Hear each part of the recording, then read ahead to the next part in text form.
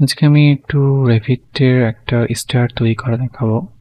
তো যদি আমাদের এরকম টাইপের স্টার থাকে, যেগুলো ইউজুয়ালি হয়তো বা আমাদের এন্ট্রেন্সে থাকতে পারে, এন্ট্রেন্সের এখানে। তো এই টাইপের স্টারগুলো আসলে কিভাবে রেভিটে আমরা তৈরি করতে পারি, এটার একটা ছোট ভিডিও হবে এটা। তো ফার্স্ট একটু দেখে নিই যেটা আসলে 3D স্টারটা দেখতে কিরকম হয়। এটা অনেকটা এরকম হবে। জুম ইন করি। ওকে, এরকম দেখতে হওয়ার কথা। আই গেস আপনার আইডিয়া পেয়েছেন কিরকম এটা দেখতে হবে। সো দেখাই যেটা আসলে অ্যাকচুয়ালি কেমন হওয়া উচিত। তো ওই জন্য এক্সিস্টিং যেটা আছে এটাকে ডিলিট করে দিচ্ছি। এটা এখন কেমন হওয়া উচিত। তো এটার জন্য আমরা যা করব, আমরা অলরেডি আর্কিটেকচারে আছে, আর্কিটেকচারে যাব, স্টেয়ার এবং এই টাইপের কমপ্লেক্স স্টেয়ারগুলো আমরা হচ্ছে যে এখানে ক্রিয়েট স্কেচ থেকে তৈরি করব। তো ক্রিয়েট স্কেচের বেসিকটা হলো কিরকম, যে এখানে তিনটা অপশন থাকে, একটা বাউন্ডারি, একটা রাইজার আর একটা হচ্ছে স্টেয়ার পাথ। তো ব্যাপারটা হলো অনেকটা এরকম যে এটার যেভাবে কাজ করে, আমরা হচ্ছে যেটা রাইজার দরকার আমরা সেরকম কয়েকটা রাইজার তৈরি করলাম। ওকে, এরপর রাইজারের যে প্রান্তগুলো আছে এই প্রান্তগুলো আমাদের এই বাউন্ডারি দ্বারা এনক্লোজ করে দিতে হবে, অর্থাৎ কোনোভাবে ফাঁকা রাখা যাবে না। এটা যখন ক্লোজ হয়ে গেল, এরপর আমাদেরকে স্টার পাথ দেখাইতে হবে যে কোন দিক থেকে আমাদের স্টার্ট করতেছে, উপর থেকে নিচে নাকি নিচ থেকে উপরে, যে কোনো একভাবে দিতে পারি। ঠিক আছে, এরপর যখন আমি ওকে দিয়ে দেবো, এরপর কি স্টার আমার তৈরি হয়ে যাবে। এরপর যে আমি 3D-তে যাই, দেখা যাবে যে আমার স্টার তৈরি হয়ে গেছে। ওকে, এরকম টাইপের। আমার যদি মনে হয় যে স্টারের ডিরেকশনটা উল্টা হয়ে গেছে, চিন্তার কিছু নেই, যে উপর একটা ফ্লিপ নামে অপশন আছে, এতে ক্লিক করলে স্টার ডিরেকশন চেঞ্জ হয়ে যায়। ওকে, তো এটা হচ্ছে ক্রিয়েট স্কেচের বেসিক। তো এটা আমরা বাদ দিই, আমরা আবার নতুন করে শুরু করি অ্যাকচুয়াল যেটা আমাদের দরকার। তো এটা তৈরি করার জন্য আমার কাছে যেটা বেস্ট মনে হয়, যে এটাকে অ্যাকচুয়ালি আমরা তিনটা ধাপে তৈরি করবো, বা এটাকে এক্স্যাক্টলি একবারে তৈরি করা যাবে না। যদি আবার স্টারে যাই, আমরা প্রথমে রাইজার নিব। তো এটা কিরকম হবে স্টারটা দেখতে। তো এইদিকে ধরছি 4 ফিট আছে। এরপর কি হচ্ছে, আমরা ধরে নিচ্ছি আমাদের যে 6 ফিট পর পর একটা, সরি 6 ইঞ্চ পর পর। তো আমরা এখান থেকে এই যে লাইনটা আছে এটা হচ্ছে পিক লাইন্স, আর এখান থেকে লাইন পিক করার, সরি এটা আমরা রাইজার দিব। পিক লাইন নিলাম, এখান থেকে অফসেট দিয়ে দিচ্ছি 6 ইঞ্চ। দুটা, তিনটা, 4, 5, 6। ওকে, আমাদের 3 ফিট উচ্চতা হয়ে গেছে। তো এখানে আরেকটা যেটা ব্যাপার, যে বাউন্ডারি লাইন এবার দিই, যদি আমি বাউন্ডারি লাইন এই সাইডটা এনক্লোজ হলো, বাট রাইট সাইডটা যেরকম করব, যে আরেকটা জিনিস, তো রাইট সাইডের বাউন্ডারি লাইনটা হবে অনেকটা এরকম। তো আমি এক্স্যাক্টলি জানি না আসলে কতটুকু নিব, এটা সে এটুকু নেওয়া যেতে পারে। এখন এটা কয়েকভাবে এই লাইনগুলোকে জোড়া লাগানো যায়, এভাবে ধরে ধরে নিয়ে জোড়া লাগা যেতে পারি। আরেকটা যেটা করা যেতে পারে, যদি টি আর প্রেস করি, এই লাইনটা প্রেস করি, তো প্রত্যেকটাই চলে আসবে। এটা একটু দ্রুত হয়ে যায় এবং এটাকে পরে লাস্টলি এখানে এনে দিলাম। ওকে, এই সাইডটা ডান। তাহলে এখন আমাদের যেটা হলো, যে বাউন্ডারি লাইনটা ডান, দুইটা বাউন্ডারি লাইন এবং দুইটা বাউন্ডারি লাইন মাঝখানে আমাদের রাইজারগুলো এনক্লোজড অবস্থায় আছে এবং এরকম থাকা উচিত, নাহলে স্কেচ ইনভ্যালিড দেখাবে। এরপর আমাদের স্টার পাথ দিতে হবে, যে স্টারটা কোন দিক থেকে যাচ্ছে। তো নিচ থেকে উপরে উঠতেছে এই ডিরেকশনে আমি দিলাম। এবার যদি ওকে দিই, তাহলে দেখা যাচ্ছে যে স্টারটা তৈরি হয়ে গেছে, বাট যে ডিরেকশনটা উল্টা। এটা ইউজুয়ালি রিভিটে হয়, যায় না কি সমস্যা। সো এটা জাস্ট ফ্লিপ করে দিলাম। ওকে, এটুকু ডান। ওকে করলাম, হয়ে গেছে। একটু ওয়ার্নিং দিচ্ছে, আই থিঙ্ক এটা সমস্যা না। এরপর আমাদেরকে নেক্সট পার্টটুকু করতে হবে, সেটা হইলো যে আবার রাইট সাইডের পার্টটুকু করবো আমরা। সেম ভাবে স্টারে যাব, ক্রিয়েট স্কেচ। এবার আমরা সেম ভাবে হচ্ছে রাইজার যদি নেই, তো এখানে একটা কাজ করা যায়, যে এটা যেটা আছে এটাকে জাস্ট এইটার উপর বরাবর যদি আমরা লাইন টানতে থাকি, এটাকে একই রাখার জন্য পরে এটাকে মিরর করে দিতে পারি। আচ্ছা, একটা সহজ উপায় ছিল, আমরা যদি পিক লাইন নিতাম এখান থেকে, এই লাইনটা পিক করলাম, এটা পিক করলাম।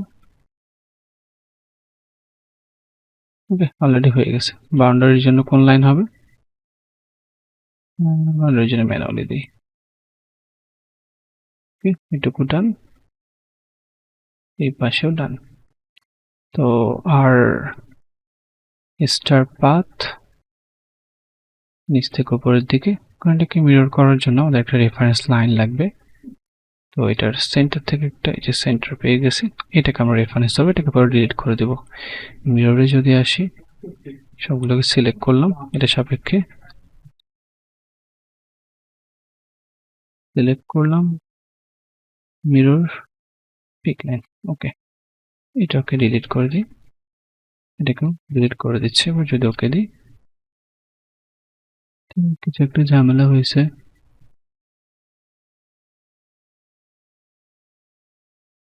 কানেক্ট বোর্ড, স্টার পাথ কি কানেক্ট হয়নি?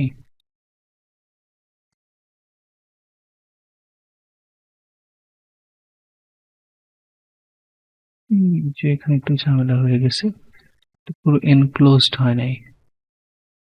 একটু যদি সূক্ষ্ম এরকম ফাঁকা থেকে থাকে তাও আসলে হবে না, তোমাদেরকে একটু খেয়াল রাখতে হবে।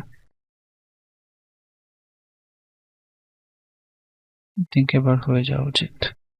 স্টার পাথ দেওয়া হয়নি, দিয়ে দিলাম।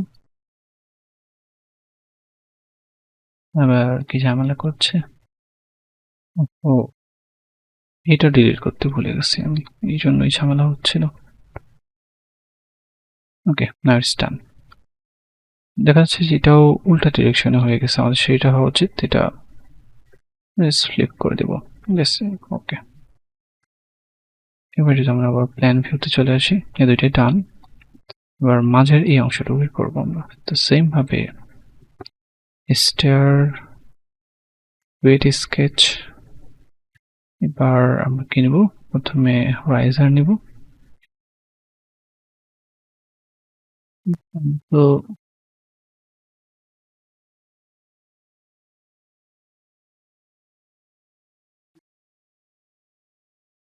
এই প্রান্ত থেকে এই প্রান্ত, আর যেটা করতে পারি, লাইন নিয়ে 6 ইঞ্চ অফসেট পাওয়ার পরে লাইনটাকে বাড়িয়ে দিতে পারি।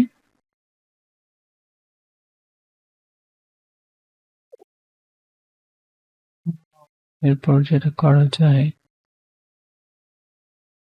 একটা বাউন্ডারি লাইন নিয়ে নিলাম।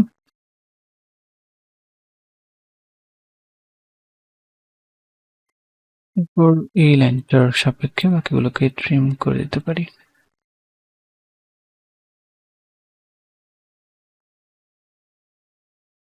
প্রপারলি কানেক্ট হয়ে গেছে।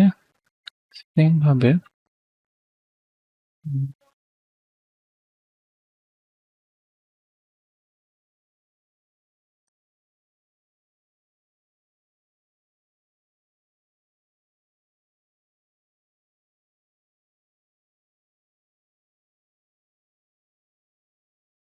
ওকে, তাহলে এখানে সবুজ লাইনটা আছে, বাম দিকে আর ডান দিকে দুই দিকে আমাদের রাইজার গুলোকে এনক্লোজ অবস্থায় আছে। আমাদেরকে এখন দিতে হচ্ছে স্টার পাথ। পাথ দেওয়া হয়ে গেছে, রাইজার দেওয়া হয়ে গেছে, বাউন্ডারি দেওয়া হয়ে গেছে। সব ঠিক থাকলে এটা হয়ে যাওয়া উচিত। ওকে, ট্রি থেকে দেখি ডিরেকশনটা ঠিক আছে কিনা। ডিরেকশন ঠিক নেই, উল্টা হয়ে গেছে। তো সিম্পলি ফ্লিপ করে দেব। ওকে, দ্যাটস ইট। এখানে একটা যে জিনিস হওয়া উচিত ছিল, মাঝে জায়গাটা ফাঁকা হয়ে আছে। তো এদের এখানে আমরা স্ল্যাবটাকে বাড়াই দিতে পারি।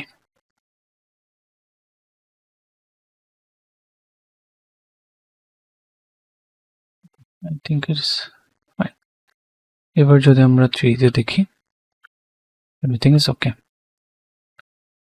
তো এটাই ছিল আজকের ছোট্ট tutorial. I hope you guys liked it. তো এখানে যদি আমাদের রেলিং গুলো ঝামেলা মনে হয়, আমরা সিম্পলি ডিলিট করে দিতে পারি।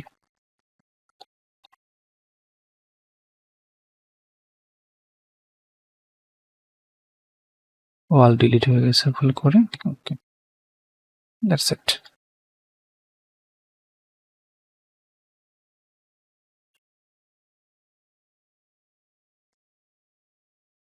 তো সবাইকে অনেক ধন্যবাদ শেষ পর্যন্ত দেখার জন্য। আশা করছি কিছুটা হলেও হেল্প করতে পেরেছি আপনাদেরকে। Thank you everyone.